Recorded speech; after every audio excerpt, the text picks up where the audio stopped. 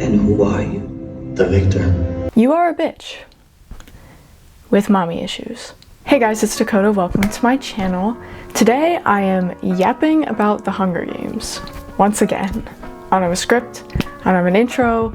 So we're gonna see how this goes. Obviously, if you haven't watched or read any of the material, I wouldn't watch this video because there's definitely going to be spoilers. The first book opens and Katniss wakes up and Prim is not in the bed. She pretty much just assumes that Prim had a nightmare and went and slept with their mother instead of staying in the bed with her. Katniss then takes her stuff and goes into the woods to try to hunt, where she talks to Gale and he brings her bread and they talk about the games. Right off the bat, it's pretty obvious that Katniss is a survivor. She's not any sort of type of hero right now. She is literally just trying to get through life. Katniss knows that you really can't do anything if you're not alive, so she prioritizes finding food and keeping her and Prim safe. Abraham Maslow is the psychologist that came up with Maslow's hierarchy of needs. Basically, the bottom levels have to be satisfied before someone can move on to the next tier. The tiers in order are physiological, safety, love and belonging, esteem, and self-actualization. Katniss is always trying to fight for the bottom two tiers, physiological and safety, so it makes it very hard for her to connect to the third tier, which is love and belonging. She always talks about how everybody loves Prim, and the thing is, Prim never had to worry about these first two tiers because Katniss took care of them. When Prim is reaped and Katniss takes her place in the Hunger Games, one thing that's kind of left out of the movies is how much of a spectacle the reaping is. Katniss is having like a full-on breakdown because she basically thinks that she's been sentenced to her death alongside a boy that she feels like she never really repaid in full. And this entire time, Caesar Flickerman's voice is over the loudspeaker and Haymitch is wasted and ends up falling off the stage. Because obviously seeing a drunk guy faceplant off a stage is pretty funny, all the Capitol people are laughing and having a jovial good time. But the people in the districts know that this is no laughing matter. They just watched a 16-year-old girl essentially give up her life for her younger sister that she's dedicated her whole life to anyway. When Katniss goes to the rooms to talk to everybody who comes to see her before she leaves to the Capitol, one of the people that shows up is Madge. Now Katniss never really considered Madge a friend, which is kind of weird because they hung out and they sat at the same lunch table, but Madge brings her this Mockingjay pin. And Katniss is like shocked. She's like, oh my gosh, have Madge and I been friends this whole time? So that's what I mean. Katniss never felt like she belonged anywhere because she was too busy satisfying these first two psychological tiers. Even Peeta's father visits Katniss and wishes her good luck, along with telling her that Prim will never starve. He will be able to take care of her. Katniss pretty much attributes this to how everybody loves Prim, but I think she ignores the fact how much people actually respect her. Then when we get to the train, it always kind of bothered me in the movies how little Katniss and Peeta really interact. Like in the movie, Peeta's kind of trying to talk to Katniss and she's like, I'm not talking to you. And it's kind of like, let's be honest, mean, when really in the book she was like, oh my god, like, oh my god, what do I say? Oh my gosh, like, oh, this is so awkward. Because Katniss literally has no idea how to address her emotions. Ever since the reaping, although Katniss and Peeta weren't really friends, they were always allies. Like in the movie, Haymitch is kind of hung over and then Katniss gets mad and like stabs the knife between his fingers. But what actually happened in the book was that Katniss and Peeta kind of had this like telepathic connection, and then Peeta grabs Haymitch and Katniss does the knife. So they were pretty much working together ever since the beginning. There was even the time when Katniss recognized one of the Avixes, one of the people that has their tongues cut out because they went against the Capitol. Katniss looks at this girl and says, hey, I know you, and then kind of realizes where she remembers this girl from and that she can't really talk about it. Peeta basically saves her by saying that she reminds him of one of the girls in his class, even though they both know that this Avix does not look like Deli Cartwright at all. Peeta then confronts Katniss and is like, hey, are you gonna tell me what's going on? And she takes him to the back of the train where you can't really hear anything because of the wind and explains to him what happened. So right off the bat in this whole Hunger Games experience, Katniss considers Peeta to be her only ally. And Katniss is pretty much only loyal to the people that she thinks of as friends or allies. Like when Haymitch gets drunk and ends up throwing up on himself and Peeta takes him to get cleaned up, Katniss just asks him why. When Katniss asks him this, Peeta just says, because he needs help. Sometimes people need help, which is difficult for Katniss to hear. Katniss remembers the time that Peeta burned his bread on purpose to give to her and her starving family. Katniss feels like she owes Peeta something, so for him to just kind of say it's an act of kindness and it's something that you should do is very foreign to her. So when Katniss and Peeta actually get to the Capitol and they start their training, once again, they're basically teammates. As much as Katniss doesn't want to admit it, Peeta understands her and she's starting to see him as a friend. Another thing that's a little different in the book is that during the chariot ride, Cinna is the one that tells Katniss and Peeta to hold hands. After the chariot race, Katniss realizes just how tightly she was holding Peeta's hand, and Peeta says that it was okay because he thinks he would have fallen out of the back if it weren't for her. So again, working together, keeping each other safe, and developing this friendship.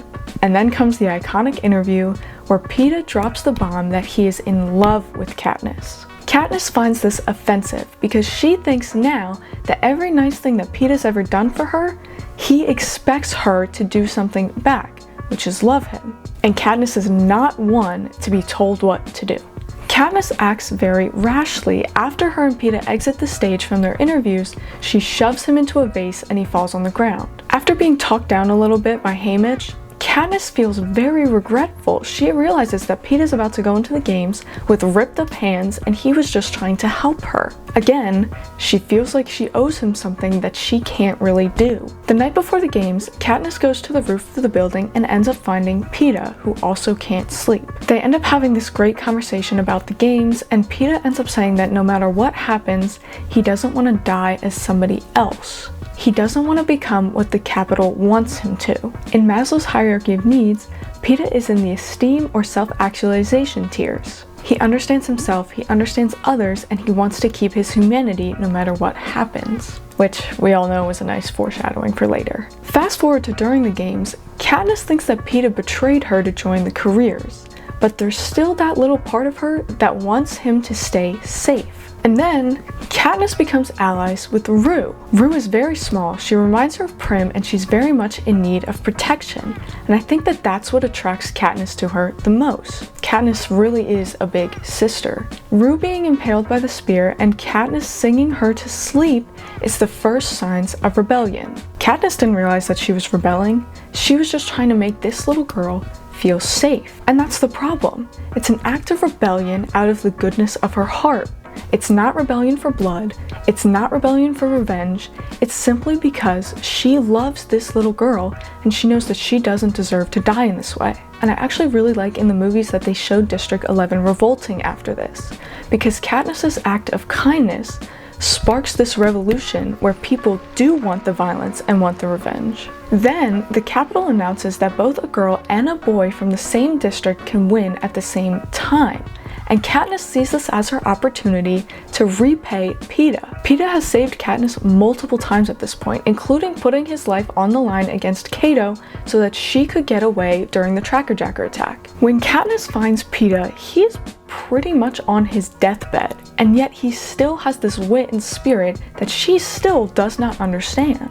The first thing that Peeta says when he realizes that Katniss is near him is, "Come to finish me off, sweetheart?" Come on.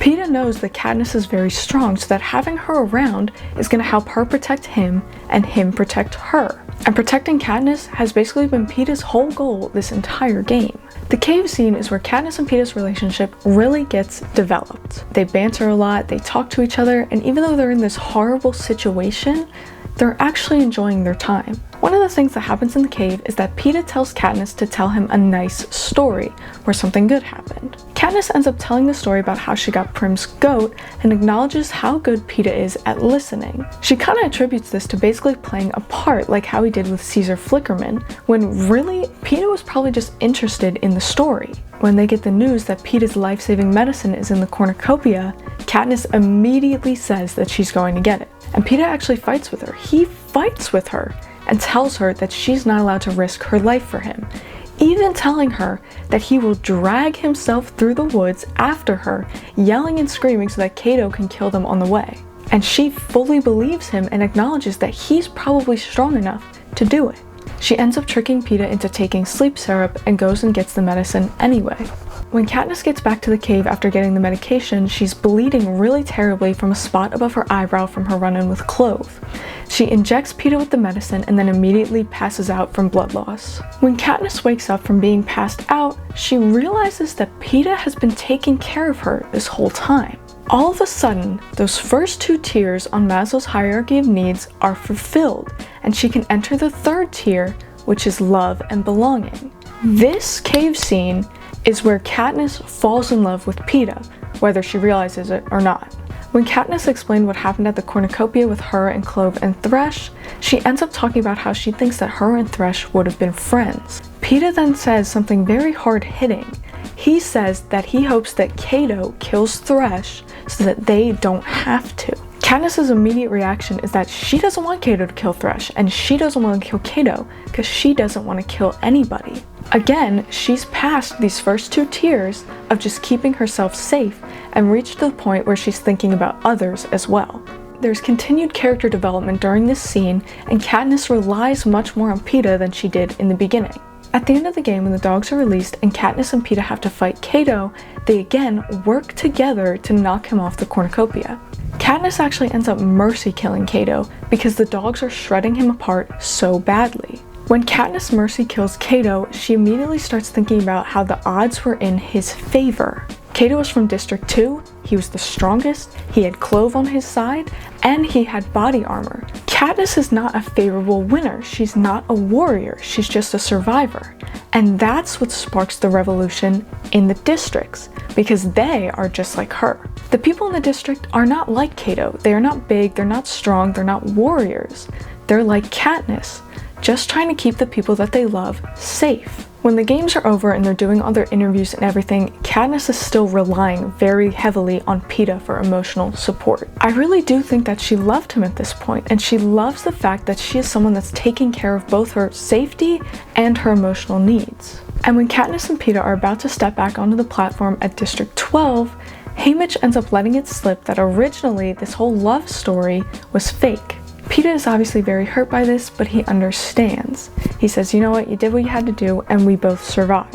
Katniss is very shaken by this, and she's so emotionally underdeveloped that she doesn't know how to express to Peeta that she does love him, or at the very least cares a lot about him. And the book actually ends with her kind of freaked out that they're not going to be a team anymore. And then we get the openings of Catching Fire. The first couple scenes in Catching Fire is basically Katniss trying to convince herself that she's not in love with Peeta. Katniss is also feeling very unsafe in the beginning of the book still, because she knows that the Capitol saw her acts in the game as acts of rebellion. And Katniss is telling Gale that it was an act, and Gale's like, well, it seemed pretty real to me, and she's like, I could be dead right now, you know that, right? And Gale being butthurt, but...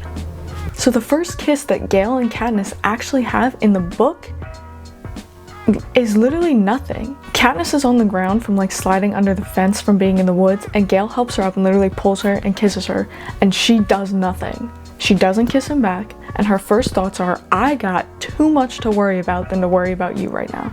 President Snow then shows up at Katniss's house and tells her that she is to convince him that she's in love with Peeta. He says that everyone else is already convinced, but I'm the only one that matters.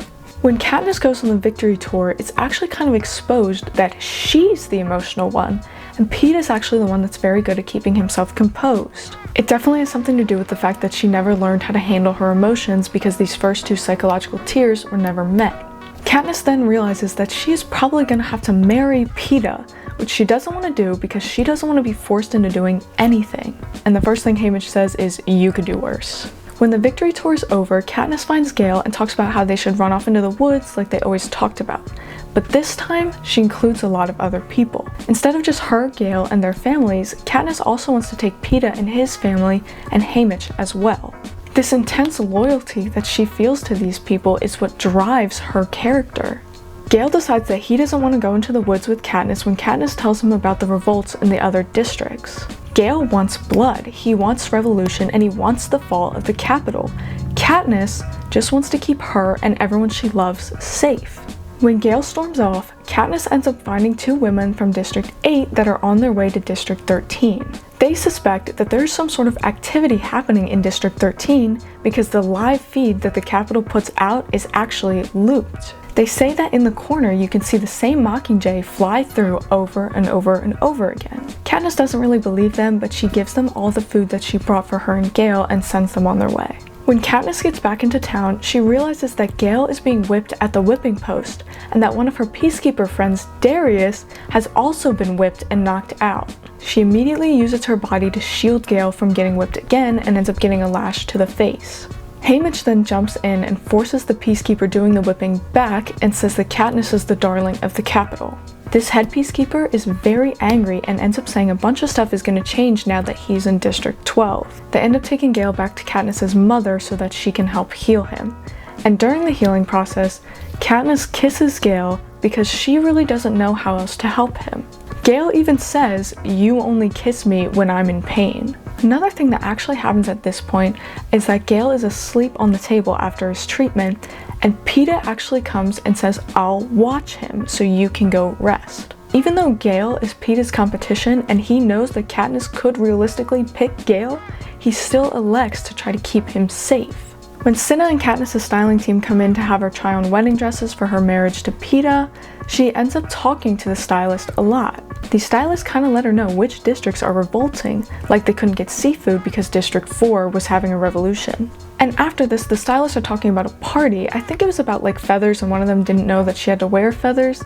Katniss acknowledges that if she lived in the capital, maybe she would care about this stupid stuff too.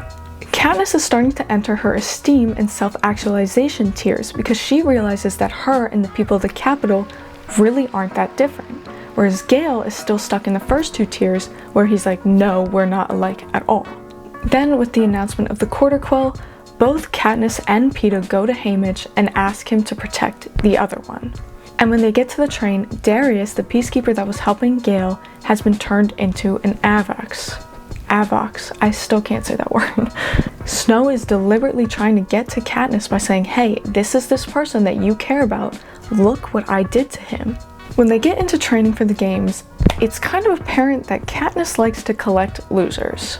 Katniss tells Haymitch that she wants Mags, Wiress, and Beetee to be her allies, even though some of the strongest competitors also wanted to be her ally. Again, Katniss doesn't want to be a warrior, she wants to keep other people safe. She knows that realistically, these people probably can't help her win, but they were kind to her, and she enjoys them as people. And then there's Finnick. And Katniss really does not trust Finnick at first because he plays this seductive role. The first time she sees this mask slip is right at the beginning of the 75th games when both her and Finnick reach the cornucopia at the same time. Finnick flirtily mentions that, oh, good thing we're allies, right, before yelling at Katniss to duck, and his entire voice changes. Katniss' interest is piqued in Finnick because why is this big strong guy that has a real possibility of winning toting around this little old lady that's definitely going to die? She realizes that her and Finnick are actually very alike with their loyalty. And when Mags dies, Katniss understands Finnick's reaction the most, and it makes her trust him a lot more. She talks with Finnick and tells him about how she wanted Mags as her first ally, and Finnick immediately replies, "Good choice." Fast forward towards the end of the book, Katniss and her loser clan have this idea where they're gonna electrocute the other tributes. When Katniss and Joanna are running the wire to the water, Joanna realizes that they are being followed by the other tributes. So what does Joanna do? She knocks her in the head as hard as she can, rips up her arm and takes out her tracker, and runs off. All hell breaks loose at this point. Katniss is like bleeding out, Joanna's running through the woods trying to get the enemy tributes to chase her, Peeta runs after Joanna because he thinks that she's with Katniss, and he ends up having his first kill, which is Brutus. Even though Peeta never wanted to kill somebody, when push came to shove, he was willing to do it because he thought that Katniss was in serious danger. Katniss is then delirious at this point, and she explodes the arena and gets taken away in the hovercraft. When she awakes, she immediately thinks that she and the other tributes are being held captive by the capital. Katniss decides at this point that no matter what happens, she doesn't want Peeta to suffer. So she takes a syringe and says, all I need is one good pump of air in a vein, and he will die. In the movie, you see Katniss take this syringe, and it's kind of implied that she's going to use it as a weapon, which was not the case. She was going to use it to kill Peeta so that he could not endure the capital's punishments. She was saying, you can do what you want with me, don't hurt him. Katniss finally understands the last stanza of the Hanging Tree song, where the narrator wants his love to die so that they can leave the suffering of this world together. She views it as the final act of love. When she sees Haymitch and finds out that she is safe but that Peeta has been taken by the Capitol, she literally lunges at him and rips him apart with her fingernails. She's crying and says it should have been him, you were supposed to protect him, before she's knocked out again. And then upon waking up again, she gets told by Gale that District 12 has been destroyed. At the beginning of Mockingjay, Katniss is having panic attacks because she's literally traumatized by everything that's happened to her, and the only person that actually understands her is Finnick. Peeta is captured and he is not okay, and once again, the only thing that Katniss is focusing on is her survival, whereas Gale is focusing on the war. Katniss is stuck underground, the place where her father died in District 13. She's no longer trapped just figuratively, she's trapped physically as well. And just like Snow in the Capitol, Coin and District 13 are using Katniss as a pawn. She's just something to look at, and the things that she really cares about are not being addressed. Soon after, Katniss finds her styling team held as prisoners. And not just any prisoners, they are shackled to the wall and essentially being tortured. Katniss is horrified and realizes that even though District 13 says they want to fight for the districts, they really don't care about the safety of the people. And then Katniss gets her first glimpse of Peeta. He looks great, he's clean, he's healthy, and then he tells her about the air raid that's coming, and she watches live on screen as he's beaten. Katniss understandably has a breakdown after this, as everybody is trying to get into the lower levels of District 13 so they're safe from the air raid. Katniss is so mentally drained that Gale is actually the one that gets Prim and brings her down into the bunker. So Katniss immediately feels guilty because she's not doing the one thing that she set out to do, which is keep Prim safe. Katniss is having a really tough time, and Finnick is the only one that understands her. Finnick was also having PTSD attacks, and someone he loved was also captured by the Capitol, so he's the one trying to help Katniss regulate her emotions, even though he can't really regulate his own. Gale is no help at all, and actually thinks that Finnick is trying to make moves on Katniss, and ends up telling Katniss that he wishes he was in as much pain as Peeta so that she would pay attention to him. Katniss gets really mad at Gale and realizes that he really never understood her. And then when they're having their conversation with Beetee, she also realizes that Gale is just as good at trapping humans as he is at trapping animals. Gale is a soldier, Katniss is a survivor. After this, Peeta and the other tributes are rescued, and Katniss feels this whole weight come off her shoulders. When she sees Finnick and Annie embrace, her whole body gets light and she's like, oh my gosh, that's what's gonna happen to me and Peeta, and then she gets attacked. She doesn't really understand what's going on, all she knows is that Peeta is different, so in major Katniss fashion, she runs from her emotions to District 2. District 2 has a military base encapsulated in a mountain that District 13 wants to collapse. She ends up having an argument with Gale because Katniss thinks that they should leave an opening for people to escape, while Gale thinks that they should just let everybody die. When this military operation takes place, the people end up escaping through the open train route. After the collapse of the base, Katniss ends up having a very emotional conversation with one of the people that escaped through the entryway. The young man, who's probably only 18 or 19 years old, points a gun at her and says, "Tell me why I shouldn't kill you right now." Katniss says that she can't. She can't give him a real reason why he shouldn't shoot her. All she knows is that she doesn't want more people to die. She doesn't want people from the districts to die, and she doesn't even want to kill people from the Capitol. She just wants to survive. That man ends up actually lowering his gun, but she's shot by somebody else. When Katniss returns to District 13, she decides to check up on how Peeta's progress is going. Deli Cartwright, who is actually mentioned in the first book, is the one trying to help Peeta regain his memories. And she's like cracking the whip at this boy. Every time he says something bad about Katniss, she's like going at him and being like, "No, you don't say those mean things. You know that that's not true." And she's actually helping make progress. At one point, Peeta actually lashes out at Finnick and Katniss leaves the table. She finds out later that Deli Cartwright was the one that argued with Peeta and yelled at him for being mean, and that Peeta started arguing with himself almost like he was two different people. Peeta really is fighting what the Capitol did to him, but it's very, very difficult. This whole time, Katniss is training to become a soldier so that she can be in the capital when everything ends. She's sent to the capital to become part of the army, but it actually turns out she's part of a propaganda team that's basically just there to shoot shots. Finnick and Gale are also a part of this team, and Gale is pissed because he wants to be in the center of the action. He wants to be the one leading the bloodshed. When one of the team members dies, Coin sends Peeta to be the replacement, and Katniss realizes that Coin really wants her to die. Coin not only wants Katniss to become a martyr, but she also knows that Katniss will be in opposition of her political power. The leader of the team, Boggs, dies and ends up telling Katniss not to trust anybody. He says, do what you came here to do, which is kill Snow. Peeta says that they should kill him because he keeps having outbursts where he can't control himself that ends up hurting members of the team. Katniss refuses. Peeta and Katniss end up having a moment playing real or not real, and Peeta's actual emotions about being pushed aside by Katniss are revealed.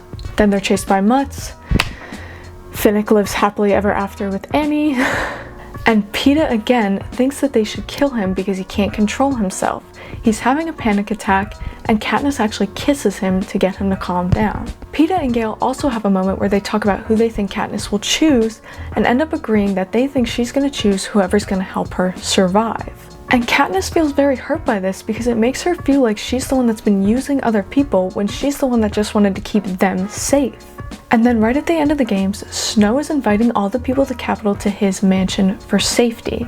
When they realize that the doors are locked, everyone starts passing up their children to the front gates to try to keep them safe. District 13 doctors, including Prim, are going up to these children trying to help them when the care packages start floating down.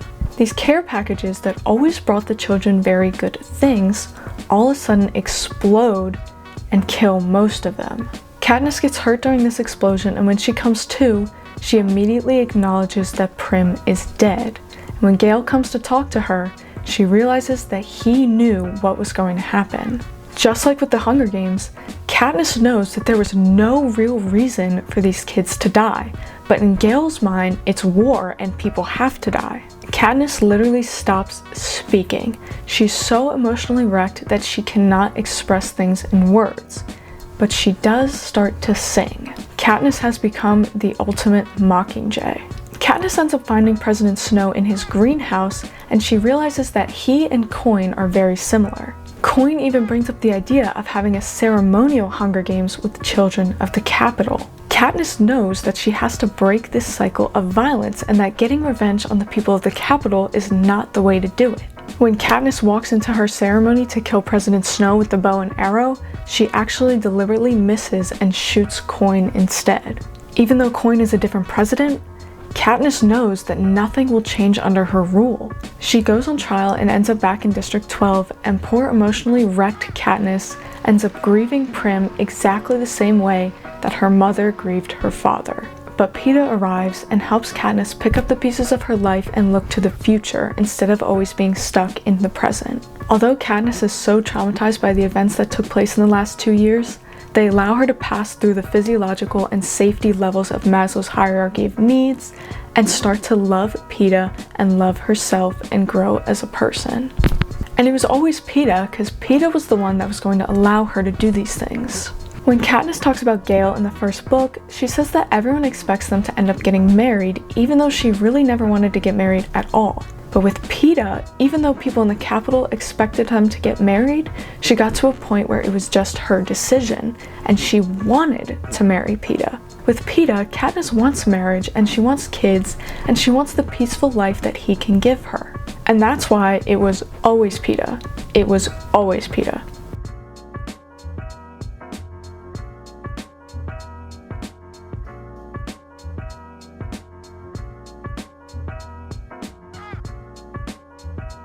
Now, when it comes to the Ballad of Songbirds and Snakes, the first thing I really liked is that Snow's narration is in third person. I really like this because Suzanne Collins only tells first person from Katniss's point of view, whereas the story about Snow is from an outside point of view. Sejanus, and his name is Sejanus, it is not Sejanus, girl. He comes from District 2, which I think is a great plot line because he is a district person. And Snow always looked down on him for it, even though Sejanus and his family had a lot more money. I really liked Sejanus and his family because they had a very strong family dynamic. His parents really loved him. Sejanus talked about his parents, specifically his mom, constantly. She was a real good mother to him. When it came to Lucy Gray, do I think that Snow was in love with her? Yes, but not for the reasons that most people fall in love with somebody. Snow liked that Lucy Gray was dependent on him during the games. She was a very free-spirited girl, forced to comply to what he wanted her to do. When they got back to District 12, this was very different. Lucy Gray didn't need him to survive anymore. And the first signs that Snow wants to control and manipulate people are shown all throughout this book. He really doesn't care about anyone that's not serving him in some way. He thinks of people as disposable and just uses them to elevate his own status. Snow then talks about how he's going to a hanging for a man that set off a bomb in the mines that killed 3 people. And then he mentions that the district is so poor that they don't even have a real gallows. They just have a tree. When I first read that, and even though it's implied that the bomb going off was actually an accident, Snow has no remorse for this guy at all because he might be a rebel. Hearing Lucy Gray's songs was so incredible, especially Rachel Zegler just has a really amazing voice, and it brought a whole new depth to the character. It really just was enjoyable to watch. It was captivating, and I really do applaud her and the people involved in creating the songs. When it comes to Lucy Gray's ending, I thought it was so beautifully written.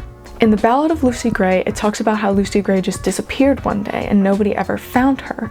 And the same thing happens with the real Lucy Gray in the story. I personally like to think that she died, and I know that's terrible, but it really does bring a new layer to the story. Even this girl that Snow said he loved is still expendable in his opinion. And I've heard a lot of theories about Lucy Gray, and I hate most of them. One theory about Lucy Gray is that she turns out to be Katniss's grandmother. One theory is that she was pregnant with Snow's child. Someone else said that she could be the lady that gives Katniss the pin in the movie. And the worst one, in my opinion, is that she turns into President Coin. No. I love the idea, and I think that Rachel Zegler and Francis Lawrence actually talked about this possibility before, that one of the other members of the Covey, specifically Lucy Gray's little sister, actually turned out to be Katniss's grandfather. Lucy Gray talks about how Maude Ivory can hear a song just one time and perfectly replicate it, which would explain how the songs got to Katniss's father and eventually to her. It also explains how Katniss and her father were both so good at singing. Another thing that I love that people point out is that Lucy Gray could control the snakes, but Snow couldn't control the songbirds. Lucy Gray was kind to the snakes, and she sang to them and they got attracted to her. Snow saw the Mockingjays as a mistake. They were evidence that the Capitol had failed and they should all be eradicated. How ironic. Now, when you compare Katniss and Lucy Gray, I love how people say that Katniss was a hunter in a performance and Lucy Gray was a performer in a hunt. They were both just trying to survive. Both Katniss and Lucy Gray are just caged birds that long to be free. Now, when it comes to Katniss and Snow, they are very different. Katniss and Snow actually have very similar origins. They're both very poor, they both don't have enough food to eat, and neither of them have a real parental figure. But Katniss is trying to ensure the survival of her and her sister, where Snow has Tigris, who's the one that's making sure that he's able to survive. Because of Tigris, Snow is able to flourish a little more and enter into societal roles. But the main difference I noticed between Katniss and Snow is Snow's insistence that he is different than the district people. Like I said earlier, Katniss mentions her styling team and talks about how if she was born in the capital, she would care about the same things they do.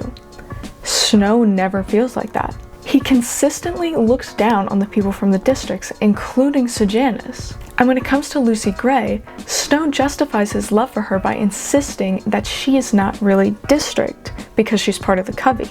Snow is unable to bypass this superiority complex, so when he's challenged by people like Lucy Gray or Sejanus, he lashes out. And then he turns out to be successful in both cases, and that just fuels his superiority complex even more.